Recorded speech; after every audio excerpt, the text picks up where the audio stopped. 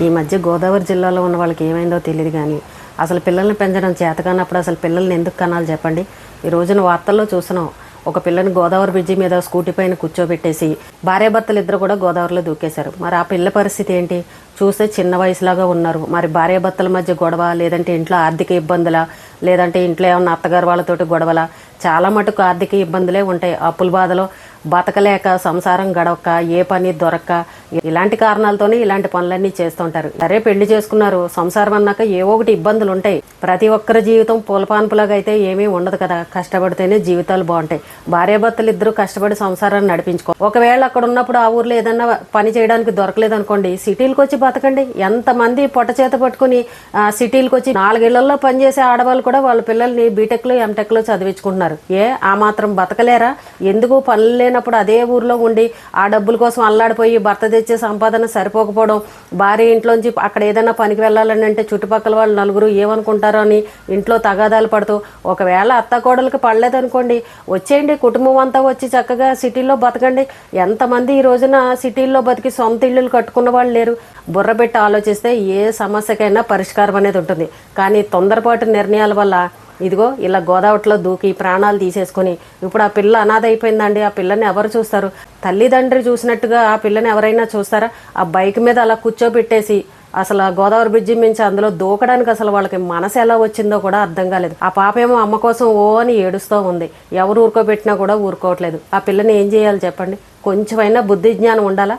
బతకలేనప్పుడు అసలు పెళ్లి చేసుకోకూడదు. సరే పెళ్లి చేసుకున్నప్పుడు పిల్లల కోసం కొన్నాళ్ళు ఆగాలి. అయ్యో మన పరిస్థితే బాగోలేదు కదా, ఇప్పుడే పిల్లల్ని ఎందుకు కనడం, ఇబ్బందులు వస్తాయని ఆగాలి. లేదు, తొందరపడి పిల్లల్ని కనేశారు, అక్కడ పరిస్థితి బాగోలేదు, ఏ సిటీకో వచ్చేయండి, పోయిందేముంది. మొదట్లో 2-3 నెలలు కష్టంగా ఉంటుంది. కొన్ని రోజులు అయ్యాక భార్యాభర్తలు ఇద్దరు సంపాదించుకున్నారని అంటే చక్కగా మీ జీవితాన్ని మీరు గడపచ్చు.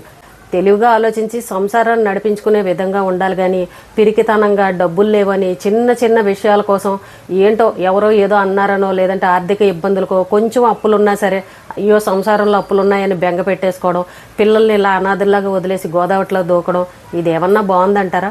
ఈ మధ్యకాలంలో ఏంటో మాట్లాడితే గోదావరిలో దూకేయడం, ఫ్యామిలీ మళ్ళీ ఒకరు కాదు ఇద్దరు కాదు అలా చేస్తున్నారు. మరి వీళ్ళకి ఏమైందో అర్థం కాదు. అంటే ఏ చిన్న సమస్య వచ్చినా సరే చావు ఒకటే పరిష్కారం అని అనుకుంటున్నారు. కానీ కొంచెం బుర్రపెట్టి తెలివిగా ఆలోచిద్దామని ఎవరు అనుకోవట్లే. మన చుట్టూ ఉన్న వాళ్ళలో ఎంతమందికి సమస్యలు లేవు, ఎంతమందికి ఇబ్బందులు లేవు, కష్టాలు లేవు, బాధలు లేవు, అయినా సరే పిల్లల్ని పెంచుకొస్తున్నారు కదా. నాకు కష్టం వచ్చిందని చెప్పేసి ఫ్యామిలీ అంతా వెళ్ళి ఇలా చేసుకోవట్లేదు కదా. ఏదైనా బాధ వచ్చినా కష్టం వచ్చినా ఇంట్లో కుటుంబ సభ్యులకు చెప్పడమో, లేదు అని అంటే అది కనుక ఇంకొంచెం పెద్ద సమస్య అనుకోండి, మీ స్నేహితులు ఉంటారు, బంధువులు ఉంటారు, మీకు బాగా దగ్గరగా ఉండేవాళ్ళు, ప్రేమగా మాట్లాడే వాళ్ళు ఉంటారు, వాళ్ళకి చెప్పండి. లేదు అని అంటే సిటీలో ఎవరైనా ఉంటే వాళ్ళ సహాయం తీసుకోండి, సిటీకి వచ్చేయండి, ఇద్దరు కొన్నాళ్ళు పని చేసుకోండి, కష్టపడండి, అప్పులేమన్నా ఉంటే తీర్చుకోండి, సంసారాన్ని నడిపించుకోండి. అందరి జీవితాలు పూల పాన్పుల్లాగా ఉండవండి. ప్రతి సంసారంలోనూ కష్టాలు సుఖాలు అన్నీ ఉంటాయి. వాటిని ఎదుర్కొని బతకడమే జీవితం అంటే. కానీ ఇలా పిల్లలకి అనేసి ఏంటో ఈ మధ్యన అంతా ఫ్యాషన్ అయిపోయింది. చిన్న విషయం వచ్చిందంటే చాలు చనిపోవడమే.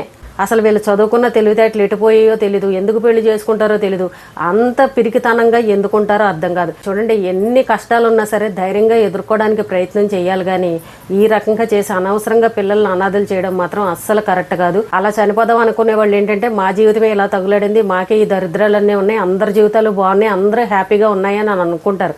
కానీ ఎవరన్నా చెప్పుకుంటేనే ఎవరికన్నా తెలిసింది. అన్ని కుటుంబాల్లోనూ సమస్యలు ఉన్నాయి, అందరికీ కష్టాలు ఉన్నాయి. ఏదైనా సరే ధైర్యంగా ఎదుర్కోండి.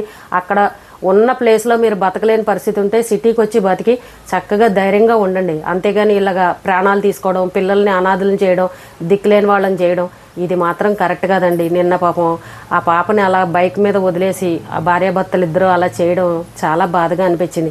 ఎవ్వరు కూడా ఎంత పిరికితనంగా ఉండకండి. చదువుకెళ్ళని వాళ్ళు కూడా ఏదో ఒక పని చేసుకుని చక్కగా బతుకుతున్నారు. శుభ్రంగా ఒక టిఫిన్ బండి పెట్టుకున్నాం, బజ్జీల బండి పెట్టుకున్నాం, వాళ్ళకి చదువు రాకపోయినా సరే ఏదన్నా మెస్ లాంటిది పెట్టుకున్నాం. ఎన్ని రకాలు ఉన్నాయి బతకడానికి. కొంచెం తెలుగుగా ఆలోచిస్తే కుటుంబం గడవదా చెప్పండి? మరి ఎందుకు వాళ్ళు అలా చేశారో అర్థం కావట్లేదు. ఏ కారణమన్నా ఉండనివ్వండి.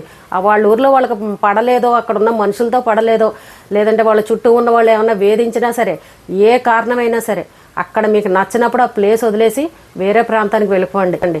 మనకంటూ స్వతంత్రంగా బతికే హక్కు అయితే ఉంది కదా. ఈ ఊర్లో కాకపోతే ఇంకో ఊర్లో బతకచ్చు, లేదంటే ఇంకొక స్టేట్కి వెళ్ళిపోవచ్చు, ఎక్కడికైనా వెళ్ళి బతకచ్చు.